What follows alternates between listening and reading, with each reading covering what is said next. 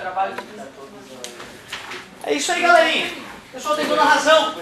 Uma tradição, né? Não podemos deixar de comemorar a finalização de mais uma apostila. Lembrando que agora nós vamos para 2A, que é movimento uniforme, né? É o volume 2 já, física A. Mas para comemorar o encerramento do volume 1, né? O dia da bicuda, como a gente sempre faz. E peço cuidado com vocês, que a de vocês tem capa dura. É uma capa dessa, cara.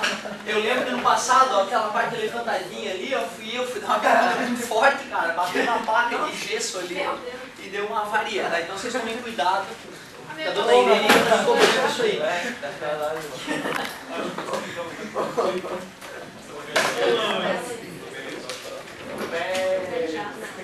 Pessoal, ó, se tu for analisar o que a apostila traz aí nessa área, tu vai ver que a gente já discutiu boa parte daquilo ali. Mas vamos fazer a discussão com calma, o que vale a pena, pessoal. Eu preciso de alguns conceitos para essa aula, né? Eu preciso que tu lembre que a ideia de velocidade média é pegar a distância percorrida e dividir pelo tempo, né? Velocidade escalar média. Eu vou me preocupar por enquanto, né, apenas com essa ideia. E a partir dessa ideia eu vou desenvolver a fórmula que vai nos acompanhar durante muito tempo. Lembra o que é delta D? Beleza, e delta T, 0. O tempo inicial geralmente é quanto? Porque eu posso zerar meu cronômetro, está dividindo, passa multiplicando, menos passa para o outro lado mais. E só para a equação ficar mais elegante,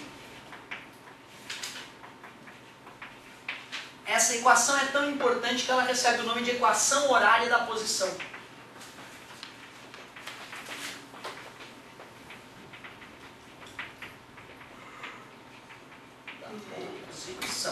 Só que tem um cuidado, hein? Tu só pode usar essa fórmula com uma condição. Qual será essa condição? Parabéns, essa fórmula só funciona para a velocidade constante. Só funciona para a velocidade média, não funciona a velocidade média. Não. Olha, não, porque a posição que tu vai calcular seria uma posição média, não seria a posição verdadeira do cara. Se dá as velocidades, calcula o trecho dessa forma e o trecho dessa Sim, se são duas velocidades constantes, tu usaria a fórmula separadamente nesses dois trechos. Perfeito. E somaria, né? Se tu quiser a posição final, tu somaria, evidentemente. O único problema, pessoal, é se a velocidade do cara mudar, né? De maneira, ao ficar diminuindo ou ficar aumentando, né? De uma certa forma constante. É isso que vai falhar. Ou seja, se tem aceleração, essa fórmula não funciona. O que é o D mesmo, só para a gente certificar? Posição ou distância final, distância da origem, né? D0. Posição inicial. V, velocidade, sem dúvida nenhuma. E o T, obviamente, o tempo, o momento, o instante que eu estou querendo descobrir a posição do sujeito. Cara, tem um monte de tipo de questão que envolve essa ideia. Tem desde as questões mais idiotas, que é tipo assim, ó. O cara dá a fórmula, D igual a menos 20 vezes T mais 100. E te pergunta, qual é a posição inicial do corpo? 100. Ai, ai, ai. Dei uma trocadilha de posição ali, já peguei um outro, não foi? Quem é a posição inicial? Não é o cara que está desacompanhado de T? Quem está desacompanhado de T é o 100. Eu mudei de posição provocativamente. Então a posição inicial do cara é 100 metros. Qual é a velocidade do cara? Menos 20 metros por segundo. Beleza? Tem aquelas perguntinhas também clássicas, né? Qual é o momento, em que momento o cara passa pela posição 0? Aí tu bota 0 no D e faz a continha. Fizemos esses dias, inclusive, com a equação do segundo grau, né? Certo? Caiu na prova. Poderia fazer outra pergunta. Onde o cara vai estar no tempo 5 segundos ou no tempo 4 segundos? Tu bota, multiplica, faz a continha, também é light, né? Só que a melhor questão que envolve essa ideia é aquela de encontro de móveis. Certo? O carro A está no quilômetro 100 a tal velocidade. O carro B vem no sentido oposto do quilômetro 250 com velocidade tal. Em que momento eles se encontram? certo? Em que momento, em que posição eles se encontram? Essa questão já é melhorzinha, certo? Vamos ver como é que a gente faria uma dessas? Então, o exemplo 1 ali, o mais bobo de todos é quando ele te dá a fórmula pronta e te pergunta os elementos, certo? Como? Um acidente ia acontecer, várias pessoas iam morrer. Sempre tem aquela parte trágica, né? Como a vida é trágica mesmo. Um exemplo 2, então, interessante seria o seguinte, ó, o cara descreve a situação, ou às vezes eles dão um desenhozinho. Sempre tem o no Beetle, lembra? Que é o carrinho que eu sei desenhar. E vou botar uma Ferrari hoje aqui, né? A galera tá reclamando aí, ó. Isso é na época que o Pinifarinha ainda tava no pré. Ele tava desenhando as Ferrari dele assim. Aí assim, o Fusquinha tá com a velocidade de 160, não, 160 não, 80, né? 80 km por hora. E o Fusquinha sai do quilômetro 100. Saiu do quilômetro 100. A Ferrari vem lá do quilômetro 400, no sentido oposto, e a velocidade dela, né, que é no sentido oposto, aí sim dá pra dizer que é no 120, o cara tá pegando bem leve. Tá em primeira aí. Tranquilo, né? Galerinha, como é que resolve esse tipo de coisa, né? Qual é a pergunta clássica? Qual é o momento da colisão, tá certo? Colisão, vai encontrar aqui. Tem que bater mesmo. Então vamos lá. Os caras estão vindo na mesma pista onde eles estavam colisados.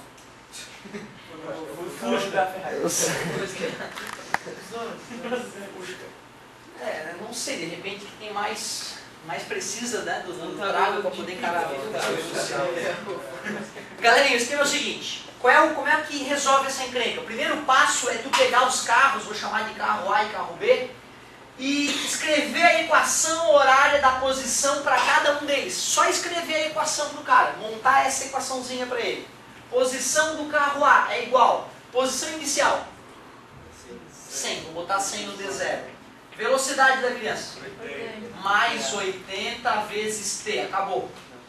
Concorda que montar a equação horária da posição para um dos caras é tranquilo? Vamos montar a equação horária da posição para o carro B. Posição do carro B, mano. Aqui está tudo quilômetro por hora e quilômetro, né? Então a gente considera que se a gente achar um tempo vai ser hora. Se acharmos uma velocidade vai ser quilômetro por hora, se acharmos uma distância vai ser quilômetro. Então está condizente ali, mas bem observado. Se aqui tivesse em metro por segundo, né, e aqui em quilômetro, teria que transformar o quilômetro para metro, ou metro por segundo para quilômetro por hora, para ficar condizente. Tem razão. Posição inicial do carro B, galerinha.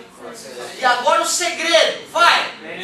Yes! Se tu não botar o menos ali, é que fica problemático. E tu vê, o cara não fez questão de te avisar que é menos. Pelo contrário, ele faz questão de anotar V igual a 120 e botar a setinha. Então era na setinha que estava o segredo ali, né? Ou no enunciado, que a Ferrari vai no sentido oposto do Fusca. Qualquer um deles. Qualquer um dos dois. A Ferrari vai passar por baixo. Na verdade, cara, como a estrada está nessa situação, para lá tem que ser mais, porque a posição está aumentando. Ó. Então se tu trocar essa posição pode dar problema. Certo? E pessoal, o que é encontrar-se nesse caso? Não é estar na mesma posição? Então no momento do encontro nós temos que a posição do A é igual à posição do B. DA é igual a DB. Certo? Sempre essa é a charadinha no momento do encontro.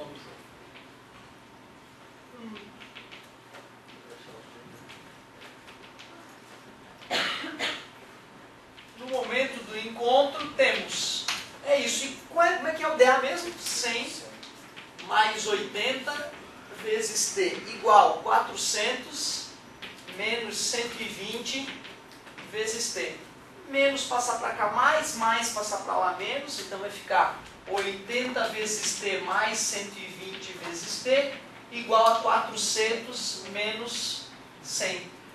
200T é igual a 300, T igual 3 sobre 2, 1,5 horas. 1h30 depois dessa situação inicial, bum, a batida fatídica. Se agora quiser saber em qual quilômetro da estrada. Isso, parabéns, ótima pergunta. Se eu quiser saber o quilômetro em que ocorreu o desastre, eu pegaria uma das duas equações, vou pegar do corpo A ali, e vou substituir o tempo do encontro por 1,5. Então vai ficar 100 mais 80 vezes 1,5. 0,5 vezes 80 é 40. 80 mais 40, 120. 100 mais 120.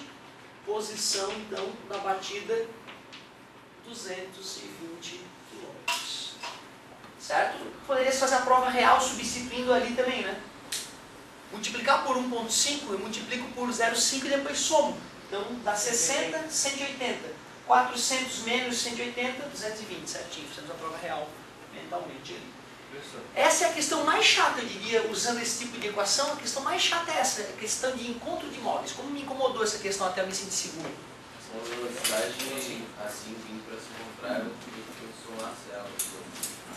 Tu poderias chamar de zero, né? Chamar de 300, ver a diferença, né? de distância, somar as velocidades já que eles estão se aproximando e calcular o tempo de encontro dessa maneira. 300 sobre 200. E isso também funcionaria, com certeza. Bem isso aí mesmo. O problema, cara, é que assim, fazer com essa técnica te habilita a fazer todas as outras desse tipo, entendeu? E fazer usando, de repente, um macetezinho que nessa aí funciona, em outras pode não ficar tão fácil. Pode ter posições negativas que acabam complicando o raciocínio, né? Mas de qualquer maneira, parabéns, cara, é isso aí mesmo. O raciocínio tá bem legal.